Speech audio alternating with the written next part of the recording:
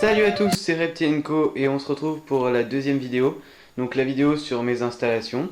Donc moi j'ai, comme vous savez, le Pogona Orilosony et mon Gecko Léopard. Donc j'ai refait la décoration. Et voilà, donc je vais vous montrer les installations, la décoration, et quelque chose qui veut quelques petites astuces, tout ça. Donc on a ici pour commencer le terrarium de mon Pogona Orilosony. Donc c'est un terrarium qui fait 80 cm de long sur 40 de profondeur et 45 de hauteur. Donc c'est à la base un aquarium que l'on a transformé en terrarium. Donc le gros avantage de cette transformation, c'est ce qui est à l'intérieur. Donc un véritable ballast. Donc voilà, qui marche très bien. Donc il est caché pour le protéger. Et c'est ce qui permet de faire fonctionner le néon qui est ici. Donc qui est un néon 5.0. Donc voilà, de marque Zoomed. Donc moi je trouve que c'est les meilleurs. J'ai ici ma lampe chauffante qui est une Sunglow 75 watts, donc Exoterra, qui permet d'avoir une très bonne température.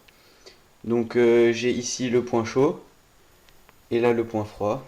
Donc une petite vue d'ensemble, le point chaud et le point froid. Donc comme aménagement, moi j'aime bien prendre des pierres dans la nature parce que je trouve que c'est ici qu'elles sont les plus belles. Donc j'ai ici une pierre qui est très longue, à plusieurs étages. J'ai ensuite acheté, donc comme vous savez, hier on est allé à Nîmes et j'ai ramené un cactus. Donc voilà, un faux cactus Exoterra. C'est très bien, donc les Pogona aiment bien monter dessus, ça permet de le... Parce qu'ils aiment bien sentir la présence de quelque chose, donc là il est bien dessus. Donc j'ai ensuite pour le point chaud la pierre, la branche qui part ici et qui arrive là-bas, donc la branche qui traverse tout le terrain. On a ensuite deux pierres qui sont aussi des pierres que j'ai pris dans la nature, qui sont superposées pour qu'il ait une cachette. Donc voilà, par contre la cachette je la modifierai quand il grandira parce que là, quand il sera adulte, il rentrera plus. Et j'ai ici une fausse plante Exoterra que j'ai rajoutée pour qu'il puisse grimper dessus ou se cacher derrière. Le thermomètre pour le point froid qui indique 28. Et là pour la zone chaude qui indique 37,3. Donc c'est un peu diminué parce que j'ai ouvert le terra. J'ai aussi la gamelle d'eau qui est peu profonde pour éviter qu'il se noie, ainsi que le calcium. Donc voilà, il est très bien ici. Et j'ai du substrat en copeaux de hêtre. Donc c'est vraiment le meilleur je trouve pour éviter les occlusions intestinales. Donc voilà, c'est des assez gros morceaux. Voilà. On passe maintenant au terrarium du Gecko. Donc le terrarium du Gecko qui est sorti pour voir ce qui se passait. Terrarium du Gecko qui est un terrarium Exoterra que j'ai acheté sur le Bon Coin. Donc je l'ai payé 40 €, donc vraiment une bonne affaire. Je l'ai depuis maintenant 1 an et demi, le terra, et il est nickel. Donc il fait 60 de long sur 60 de haut. Ouais, on dirait pas, mais c'est ça. Et 45 de longueur. Donc comme installation, j'ai mon fil chauffant que vous ne pouvez pas voir car il se trouve en dessous. Je sais pas si vous le voyez.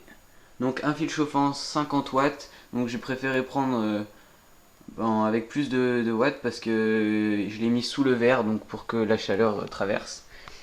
J'ai ensuite la lampe pour les UV qui est une lampe Exoterra aussi.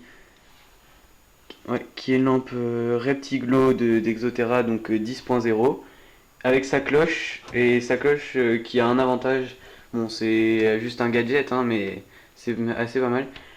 Pendant la journée, elle garde en fait la lumière, et la nuit elle devient fluorescent pour faire comme un clair de lune, donc c'est assez sympathique. Donc voilà, avec mes branchements ici pour le Gecko et pour le Pogona. Donc j'ai refait la déco ce matin. Donc ça peut ne pas plaire à tout le monde, mais personnellement je m'en fiche parce que c'est comme ça que je l'aime. Donc voilà, donc j'ai ici sa cachette pour le point chaud, donc j'ai le point chaud à gauche et le point froid à droite. Donc ici la cachette pour pour le point chaud. Donc c'est sa cachette qu'il a depuis que je l'ai, donc ça va faire un an. Avec la branche qui est un pied de vigne, où il monte très régulièrement. J'ai ici une autre branche qui traverse et une autre là. La petite branche, je l'ai pas encore vue dessus, je l'ai pas encore monté dessus, mais elle sert surtout à maintenir les deux plaques qui sont là, qui permettent de garder la chaleur et d'avoir une cachette en dessous. Donc voilà, après j'ai une pierre aussi récupérée dans la nature. Et comme substrat le lino, donc ça je vous en ai déjà parlé. J'ai enlevé la boîte à mue parce qu'il n'est pas en période de mue et il aime pas trop. Il me sort toute la vermiculite donc je préfère lui enlever. J'ai ici une nouvelle cachette que j'ai achetée hier à Nîmes, donc voilà, que j'avais réservée sur le site d'Exotic Factory. Je sais pas si vous connaissez. Ensuite sa gamelle d'eau et son calcium. Et il y a en dessous une autre cachette où il vient faire ses déjections. Donc ça, il me le fait depuis toujours et ça évite d'en avoir partout. Donc voilà. Donc voilà, ça c'est mon Terra.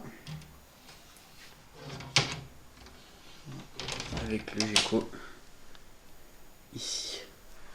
Donc voilà, merci à tous d'avoir regardé cette vidéo. Donc je sais pas, je pense qu'elle vous plaira. Voilà, j'ai aussi, ah oui j'ai oublié, je l'ai pas précisé dans une autre vidéo. J'ai commencé un élevage de grillons. Donc mes grillons sont pas dans ma chambre actuellement. Mais j'ai ici la boîte, il y a les œufs à l'intérieur et j'attends leur éclosion. Voilà. Donc voilà, là il y a mes terras. Voilà. Donc merci à tous d'avoir regardé cette vidéo. N'oubliez pas de vous abonner et on se retrouve pour de prochaines vidéos. Allez, ciao!